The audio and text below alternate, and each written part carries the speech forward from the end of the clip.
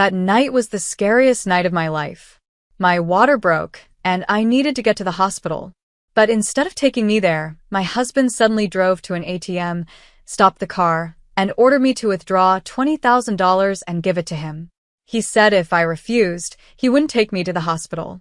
When I said no, he dragged me out of the car, threw me onto the road, and sped away, leaving me alone, in labor and helpless. What happened next was even worse than I could have ever imagined. My name is Selena, and I am 29 years old. In a few days, I will become a mother for the first time. I should be excited, happy, and full of love. But I'm not, because my marriage is nothing like I imagined it would be. I met my husband, Damien, 5 years ago. Back then, he was charming, confident, and had a way of making me feel like the most special person in the world. But things changed. After we got married, his affection slowly disappeared. He stopped caring about my feelings, my struggles, and my happiness. When I told him I was pregnant, I thought he would finally become the husband I needed. I was wrong. Instead of being supportive, Damien treated my pregnancy as an inconvenience. He refused to help with housework, ignored me when I was sick, and made it clear that his life wouldn't change just because I was carrying his child. Now, at 9 months pregnant, I had accepted the reality of my marriage. Damien didn't love me. He didn't care about our baby. And deep down, I knew I would have to raise this child alone. But I never imagined that he would betray me in the worst way possible. That evening, I sat at the dining table, exhausted from another long day. I had spent hours cleaning, folding laundry, and preparing dinner, even though my body was aching from the weight of my belly. I looked at the clock. 8:45 p.m. Damien was late. Again. I sighed, pushing my food around the plate. I wasn't even hungry anymore. Just as I was about to get up, the front door swung open. Damien walked in, looking tired but indifferent. He didn't say hello. He didn't ask how I was feeling. He just threw his bag onto the couch, took off his jacket, and sat down at the table, scrolling through his phone like I wasn't even there. I swallowed the lump in my throat. "You're late." He didn't even look up. I was busy. I bit my lip, trying to ignore the anger bubbling inside me. "I made dinner," I said, keeping my voice calm. Damien finally glanced up at his plate.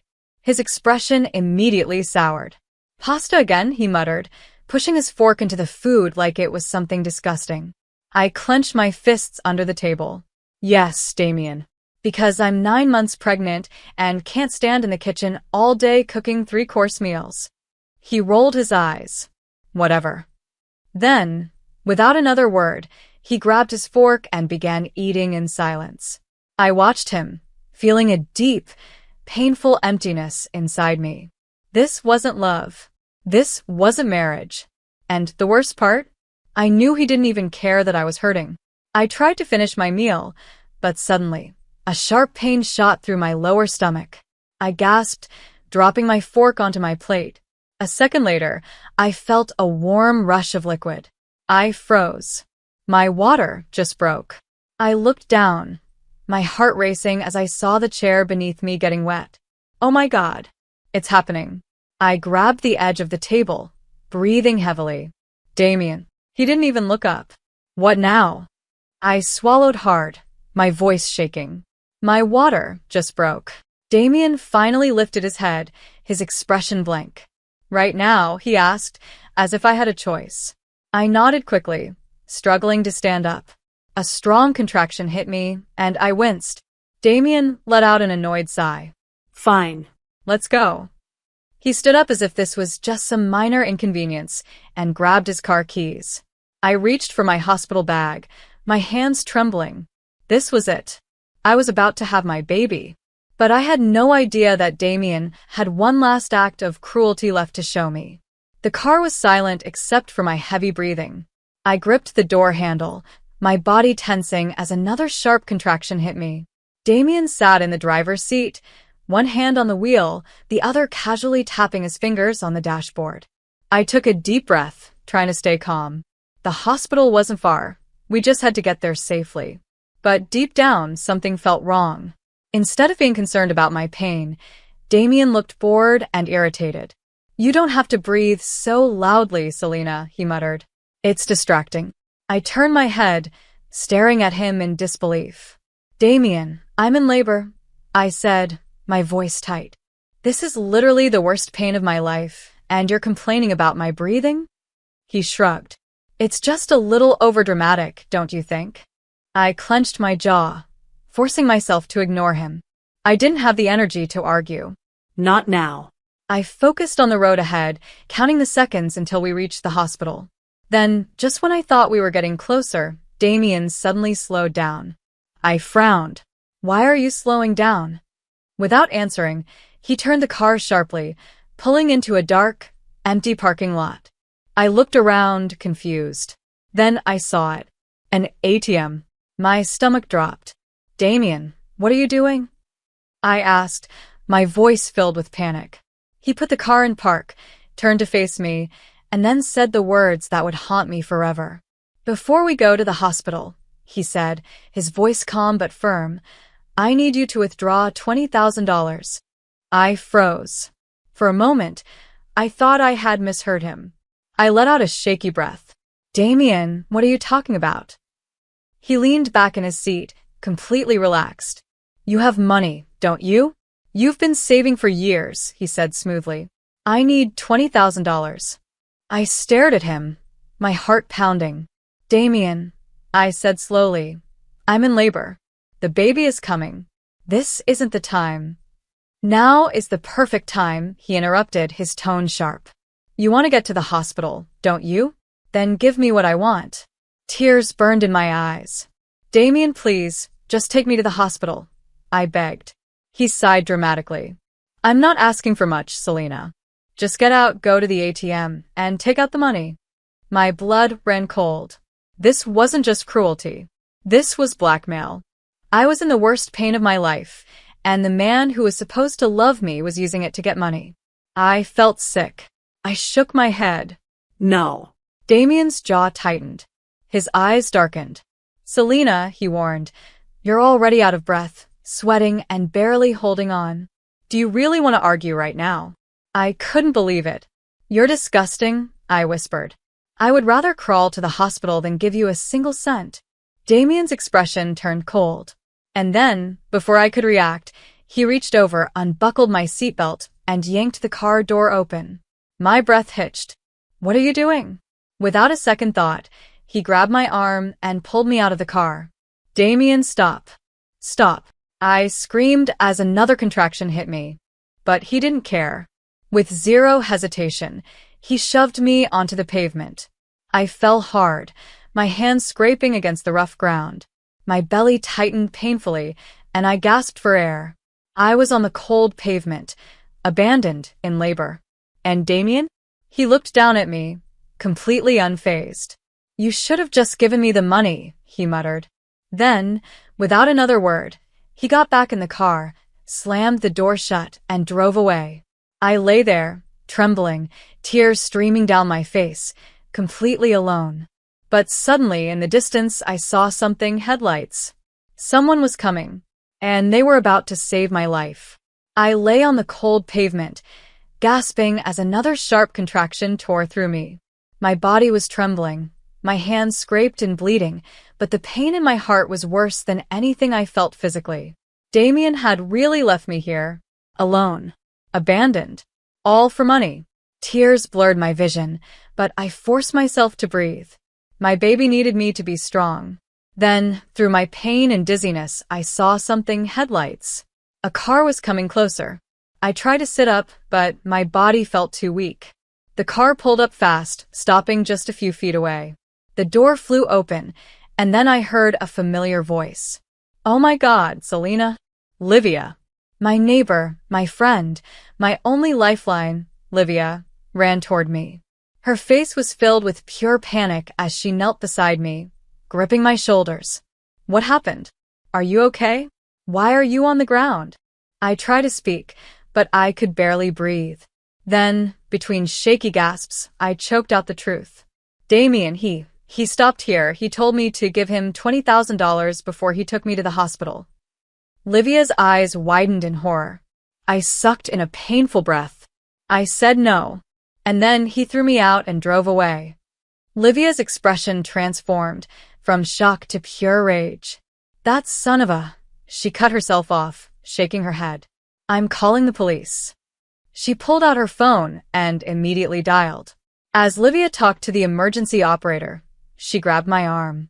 Can you stand? She asked urgently. I nodded weakly, trying to push myself up. Livia wrapped her arms around me and helped me to my feet. The moment I stood, another contraction hit. I cried out, gripping Livia's shoulder. You're okay.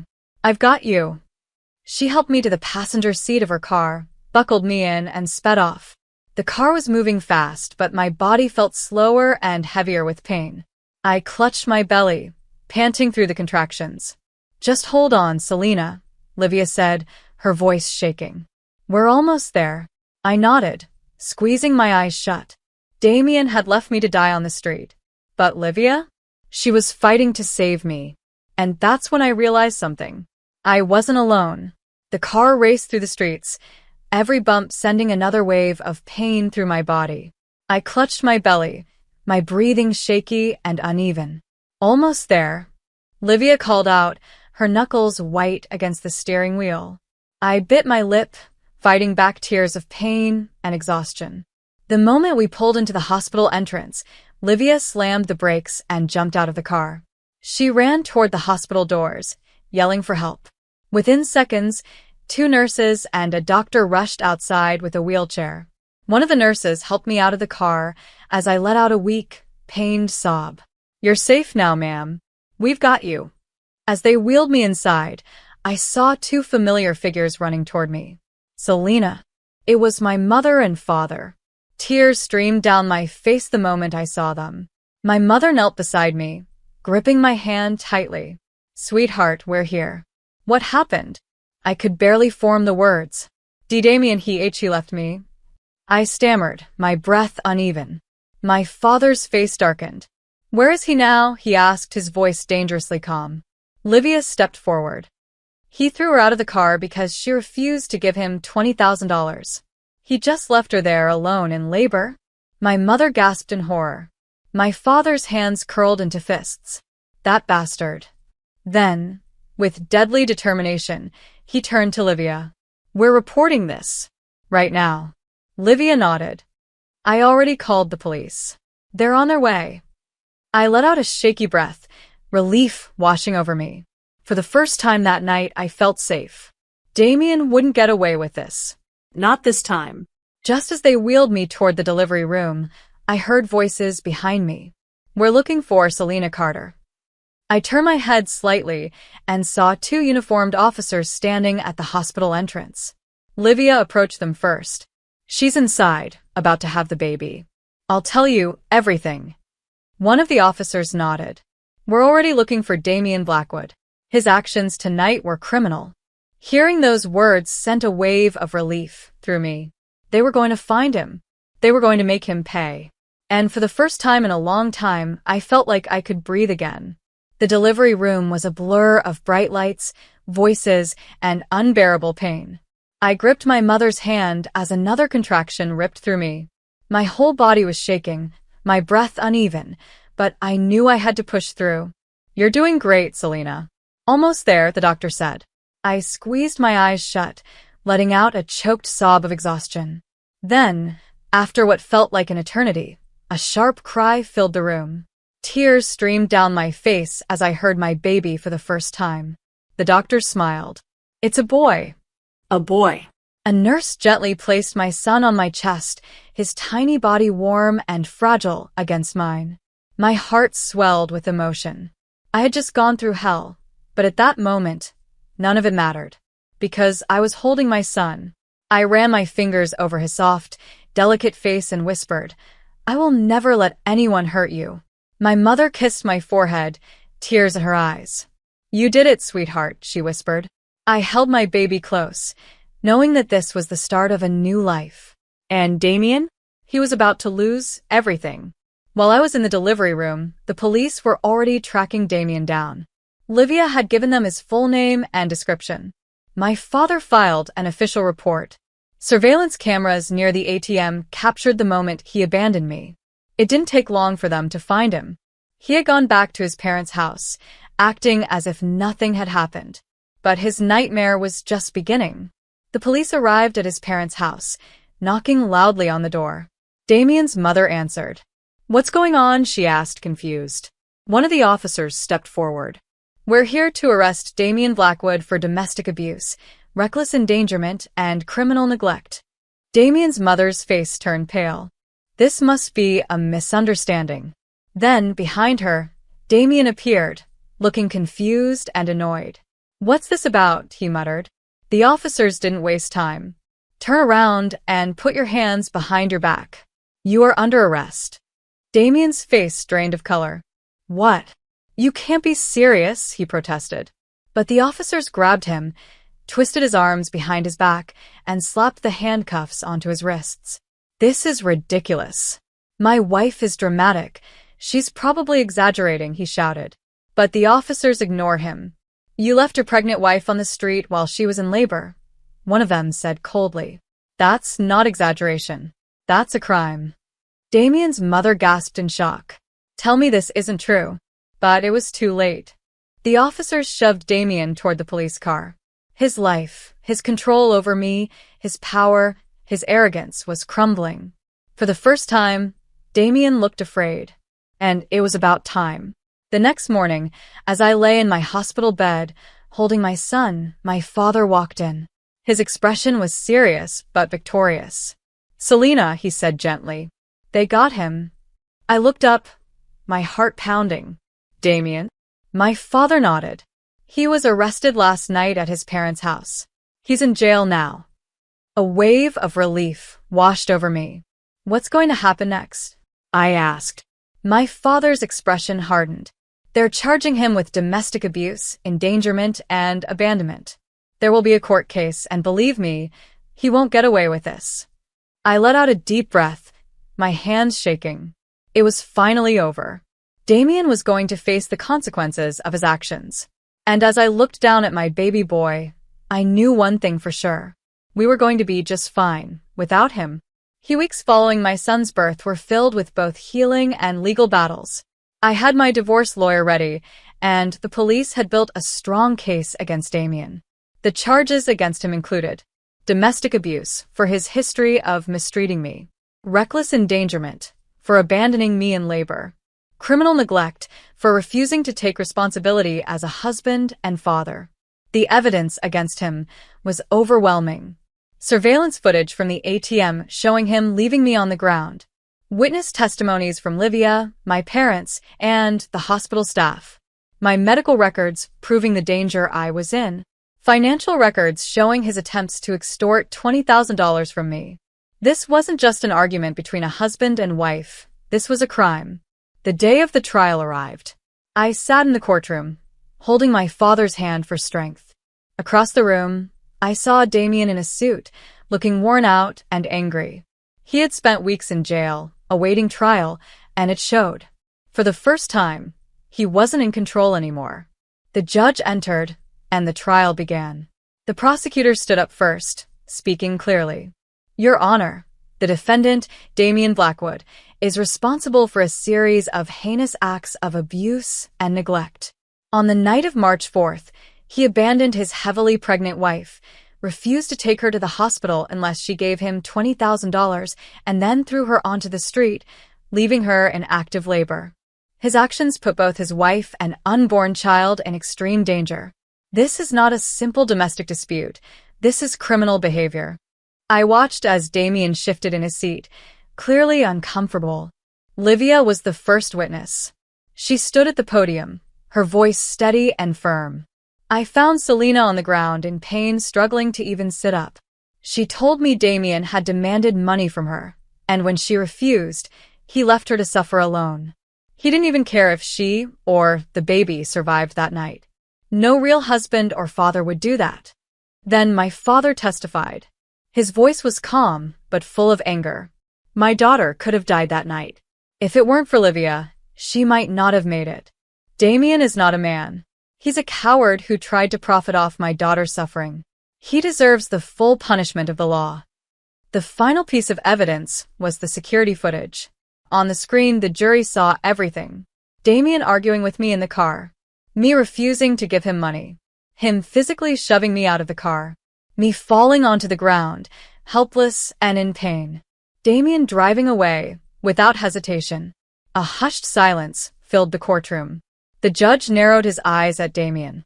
"Do you have anything to say for yourself?" he asked. Damien cleared his throat, trying to sound innocent. "Your Honor, I panicked. I wasn't thinking straight. I was stressed, and I made a mistake." The prosecutor didn't let him escape.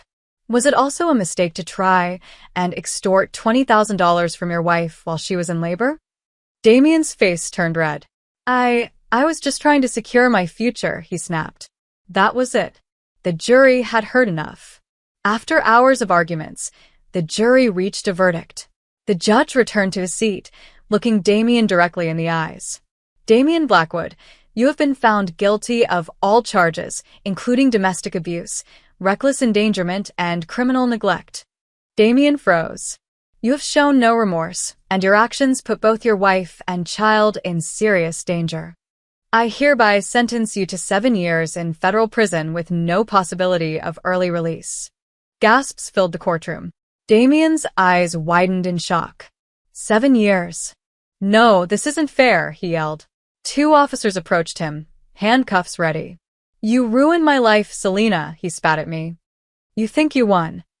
You'll regret this."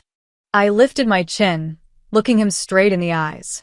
"The only thing I regret is ever trusting you." The officers dragged him away, his shouts echoing through the courtroom. I let out a deep breath, my body shaking with relief. It was over.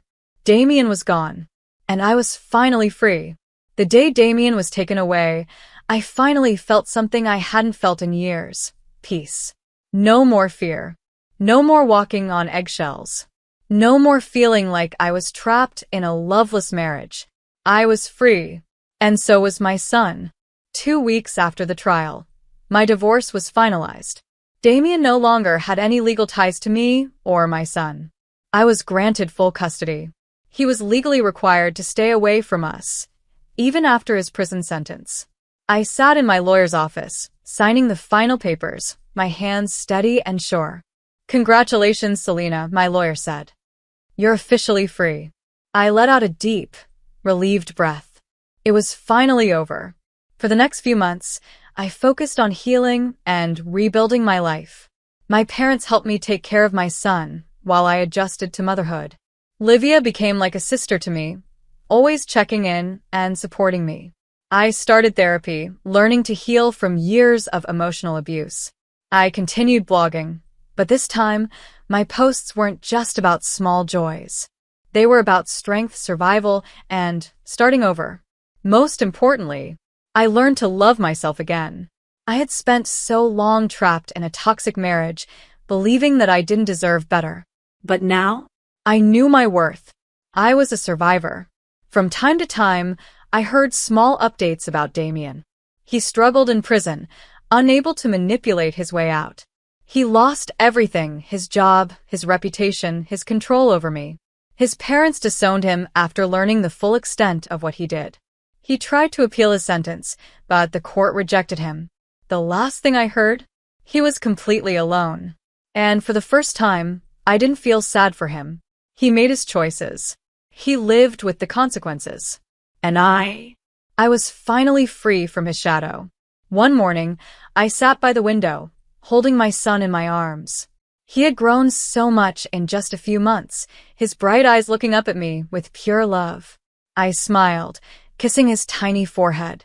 "It's just you and me now, baby." He let out a soft giggle, his little fingers grabbing mine. I closed my eyes, taking in the moment.